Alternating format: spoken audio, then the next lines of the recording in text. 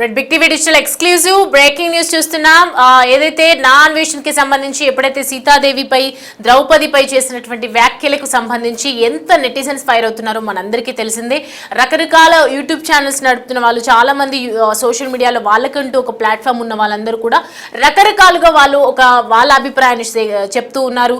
ప్రముఖ యూట్యూబర్స్ కూడా చెప్తూ ఉన్నారు. అంటే ఎవరైతే దీన్ని విమర్శిస్తూ ఉన్నారో, దీన్ని వ్యతిరేకిస్తున్నారో వాళ్ళందరూ కూడా తీవ్ర స్థాయిలో విమర్శలు గుప్పిస్తున్న విషయం మనందరికీ తెలిసింది.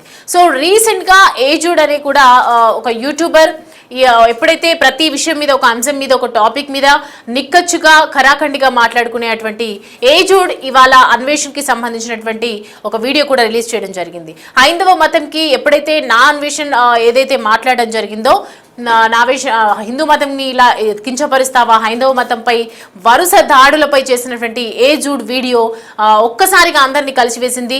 నా రాముణ్ణి అంటే కొడకల్లారా ఖబర్దార్ అని చెప్పి ఏజుడ్ ఏదైతే మాట్లాడడం జరిగిందో, దాని తర్వాత ఒళ్ళు దగ్గర పెట్టుకుని మాట్లాడండి అంటూ మాట్లాడినటువంటి మాటలు నా అన్వేషణని డైరెక్ట్ గా అటాక్ చేయకుండా ఇటు వీడియోస్ ద్వారా చేయటం వల్ల ఒకవైపు చాలా ఇంపాక్ట్ అవుతుంది. ఎందుకంటే ఎక్కువగా వ్యూవర్షిప్ ఉన్న వాళ్ళు, ఎక్కువగా దేని మీదైనా, ఎక్కువగా ఏ టాపిక్ మీదైనా అదే అంశానికి సంబంధించి కంటిన్యూస్ గా బ్రీఫ్ గా డెప్త్ గా మాట్లాడే వాళ్ళది ఎక్కువగా జనాలు అట్రాక్ట్ అవుతూ ఉంటారు. జనాలు వాళ్ళ ఇంపాక్ట్ కూడా చేస్తూ ఉంటుంది. ఇవాళ ఏజుడ్ మాట్లాడిన తర్వాత హిందూ సంఘానికి సంబంధించి, హైందవ మతంకి గురించి కానీ, ఇట్లా దేవుళ్ళ మీద చేసినటువంటి మాటల గురించి కానీ, ఇదంతా చూసిన తర్వాత రెచ్చిపోయి మాట్లాడినటువంటి ఏజుడ్ ఒక్కసారి అన్వేష్ కూడా అలా మాట్లాడడం జరిగింది. ఒకసారి మనం అసలు ఆయన ఏమన్నారు, వాళ్ళేం మాట్లాడారు అనేది ఒకసారి చూద్దాము. దానికన్నా ముందు ఏజుడ్ ఎందుకు చేయాల్సి వచ్చింది, ఏజుడ్ ఎందుకు విమర్శించాల్సి వచ్చింది, అసలు ఇప్పటివరకు చూసుకుంటే ప్రతి ఒక్కరు కూడా మాట్లాడారు, ప్రతి ఒక్కరు కూడా దీని గురించి వీడియో రిలీజ్ చేశారు, ప్రతి ఒక్కరు కూడా వాళ్ళ ఒపీనియన్స్ అయితే షేర్ చేసుకున్నారు. కానీ ఎందుకు ఏజుడ్ వీడియో డిలీట్ చేయాల్సి వచ్చింది, ఎందుకు డిలీట్ చేయాల్సి వచ్చింది, డిలీట్ చేసేది ఉంటే ఎందుకు మాట్లాడారు, ఆ తర్వాత అన్వేష్కి ఏమైనా భయపడారా, మధ్యలో ఏదైనా జరిగి ఉండొచ్చా, ఎందుకు ఇలా కాంట్రవర్సీగా వెళ్ళిన దాన్ని ఎందుకు ఇలా సడన్ గా వెనక్కి తగ్గడం, ఇదంతా ఎందుకు జరిగింది అనేది కూడా మనకు తెలుసుకునే అవసరం ఉంది. అండ్ దీనికి సంబంధించినటువంటి వీడియో మన దగ్గర ఉంది. అసలు ఆయన ఏమన్నారో ఒక్కసారి మనం చూద్దాం. వేరే మతాలను ఏమైనా దూషిస్తే ఎవరైనా అది కూడా చాలా తప్పది, హేట్ స్పీచ్ అంటారు, కరెక్ట్. బట్ హైందవ మతాన్ని అంటే అది భావ ప్రకటన స్వేచ్ఛ ఎట్లయిపోతుంది అంటే, ఇంతమంది జనాలు ఉన్నారు కదా, వాళ్ళ భావాల పరిస్థితి ఏంటి? రొమ్ము మీద బూటుకాలతో తన్ని వెళ్ళిపోతే ఒక వ్యక్తి ఎవరో వచ్చి పర్లేదు అది ఆ వ్యక్తి వాక్ స్వాతంత్రం అని చెప్పి ఎలా అంటారు మీరు? అక్కడ ఈ వ్యతిరేకత ఎందుకు, ఈ డిస్క్రిమినేషన్ ఎందుకు ఇక్కడ అని చెప్పిన ఇది నాకు జెన్యున్ గా నాకు కలిగిన ఫీలింగ్ ఇది. అండ్ ఇది ఎందుకు రిపీట్ అవుతూ వస్తుంది? ఈ అన్వేషణ ఫస్ట్ వ్యక్తి నేను చెప్పిన సినిమా ఎగ్జాంపుల్ ఉంది, రేపు పొద్దున్న ఇంకో వ్యక్తి వస్తాడు, ఇలా కంటిన్యూస్ గా ఎందుకు జరుగుతుంది? ఇది కాస్ట్ లేదని, ఇన్స్టిట్యూషన్ అంబిగ్విటీ ఉందని, అన్నిటికన్నా ముఖ్యంగా భయం లేదని. ఇది ఒక సిస్టమిక్ లూప్ హోల్, ఇది మనం ఖచ్చితంగా చేంజ్ చేయాలన్న ఫీలింగ్ నాకు కలిగింది. నా రాముడు గురించి, నా సీతమ్మ తల్లి గురించి, నా ఆంజనేయ స్వామి గురించి, నా శ్రీవారి గురించి, నా పరమశివుడు గురించి ఏదైనా మాట్లాడితే అలా మాట్లాడే వాళ్ళు ఎవరన్నా ఒక్కడని చెప్పి నేను చెప్పట్లేదు, కొడకల్లారా ఖబర్దార్. దేశంలో చేంజ్లు వస్తాయి, కాన్స్టిట్యూషన్ అమెండ్మెంట్స్ జరుగుతాయి. ఒక్క మాట మాడితే మీ శరీరం షేక్ అయిపోయి మీ భూమి తలకిందులయ్యే రోజు ఖచ్చితంగా ముందు వస్తుంది, ముందు ఉంటుంది. అదే ఆ రోజు వచ్చి చేతులు కాలిన తర్వాత ఆకులు పట్టుకోవడం కన్నా ముందు జాగ్రత్తగా ఉండండి, ఖబర్దార్. జాగ్రత్తగా ఒళ్ళు దగ్గర పెట్టుకొని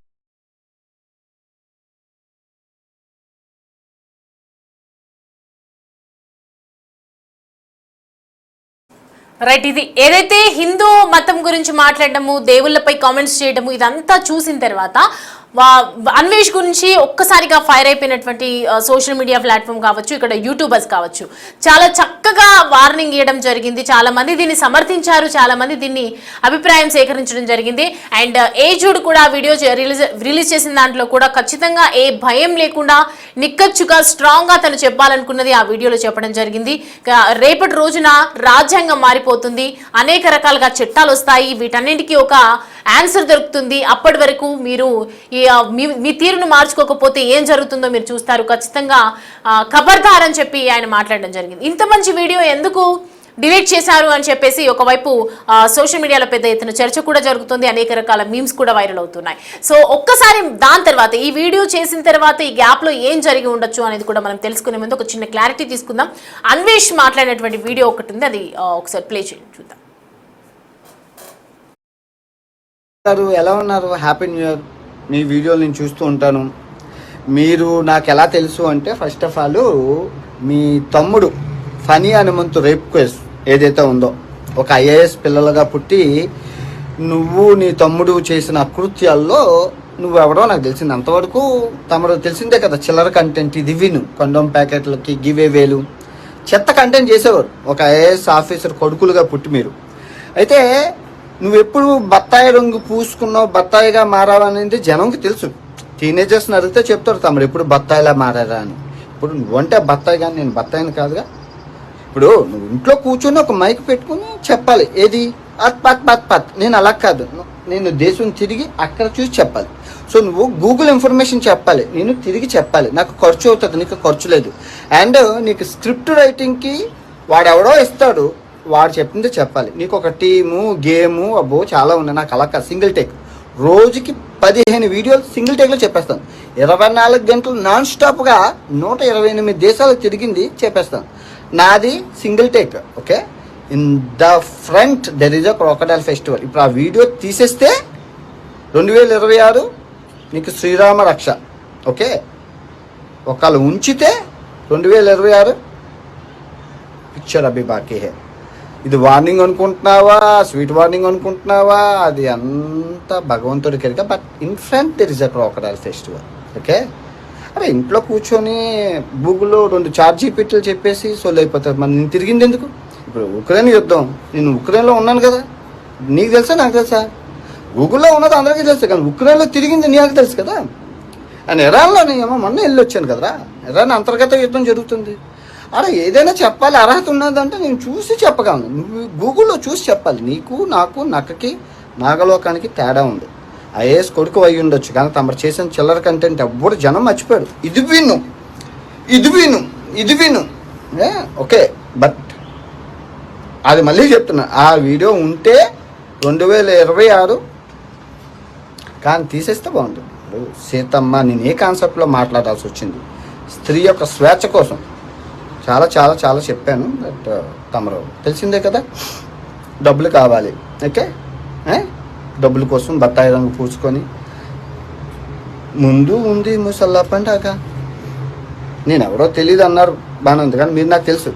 ఎందుకంటే తమ్ముడు ఫోక్స్ యాక్ట్ ఎక్కడున్నారు మీ తమ్ముడు? ఇప్పుడు చిన్నపిల్లల రేపు కేసులో ఏమయ్యాడు?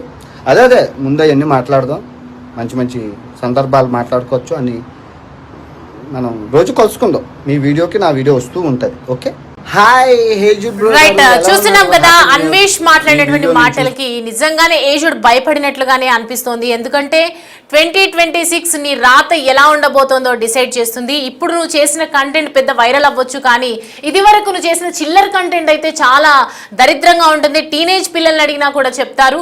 ఒక్కసారి నీ భాగవతం చూసుకుంటే, నీ ఫ్యామిలీ మెంబర్స్ ఏంటి, నీ కుటుంబ సభ్యుల సంగతి చూసుకుంటే కూడా అర్థమవుతుంది. నీ తమ్ముడు గురించి కూడా అని చెప్పి సంథింగ్ ఏదో మాట్లాడడం జరిగింది. ఆయనకు తెలిసిన ఇన్ఫర్మేషన్ ఏదైనా ఉండొచ్చు, మేబీ అవ్వచ్చు, అవ్వకపోవచ్చు. కానీ ఏజుడ్ ఎందుకు భయపడ్డాడు, ఎందుకు మాట్లాడి రిలీజ్ చేశాడు? దానికన్నా ముందు అంటే ఈ అన్వేష్ ఇలా రియాక్ట్ అవుతాడు, అన్వేష్ ఇలా దీనికి సంబంధించి వీడియో చేసి నా మీద ఇలాంటి మాటలు మాట్లాడతాడు అని చెప్పి ఎక్స్పెక్ట్ చేసి ఉండడా?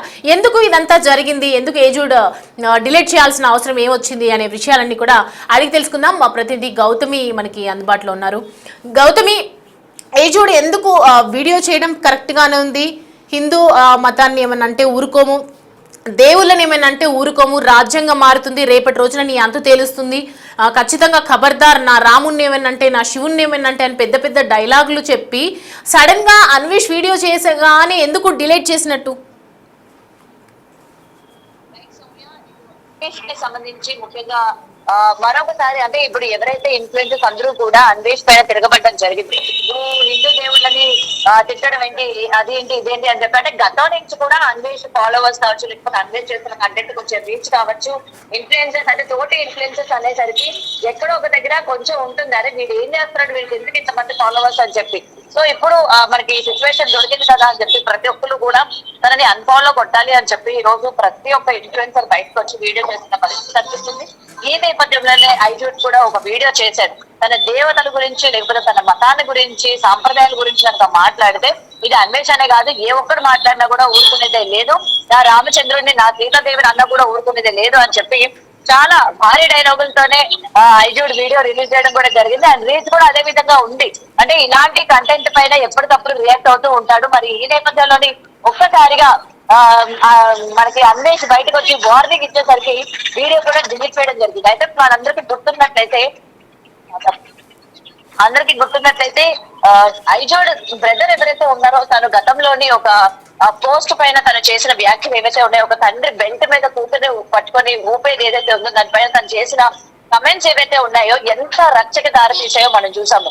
ఒక ఆడపిల్ల ఒక తండ్రి బెల్ట్ మీద ఉయ్యాలు ఊగుతా ఉంటే అంత నీచంగా ఎలా మాట్లాడతారు అని చెప్పి ఆ రోజు ఎంత గట్టిగా కాంట్రవర్సీ అయిందో కూడా మనం చూసాము. ఆ ఇన్సిడెంట్ ని కూడా అన్వేషణ బయటికి, నీ తమ్ముడు ఏం చేశాడో తెలియదా, ఇప్పుడు నీ తమ్ముడు ఎక్కడున్నాడు, పోక్సో యాక్ట్ కింద జైల్లో ఉన్నాడా లేకపోతే ఎక్కడున్నాడు, నీవి కూడా బండారం బయట పెట్టమన్నావా, నీది బయట పెట్టకుండా ఉండాలి అని అంటే నువ్వు ముందు వీడియో అయితే డిలీట్ చేయని చెప్పి తను ఇచ్చిన వార్నింగ్ ఏదైతే ఉందో, మరి ఐజోడ్ ఎందుకు వీడియో డిలీట్ చేశాడు అంటే ఐజోడ్ ఏమైనా తప్పు చేశాడా, ఏమైనా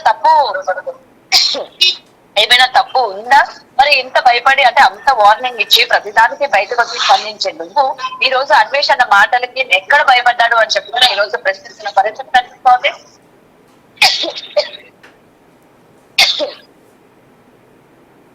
రేపు ప్రతి ఒక్కరు కూడా తన ఇన్స్టా అకౌంట్ కి లేకపోతే తన యొక్క యూట్యూబ్ అకౌంట్ కి వెళ్ళి వెతికిన తర్వాత ఒక్కసారిగా వీడియో డిలీట్ అవ్వడంతో ఐజోడ్ కూడా ఏదో తప్పు చేస్తూ ఉంటాడు, కేవలం ఆన్ ద కెమెరా మాత్రమే నీతో చెప్పడానికి కానీ ఆఫ్ ద కెమెరా మీరు చేసేది ఏంటి అని చెప్పి మరొకసారి అతని పేరు కూడా డౌట్ వచ్చే పరిస్థితి కనిపిస్తోంది సౌమ్య.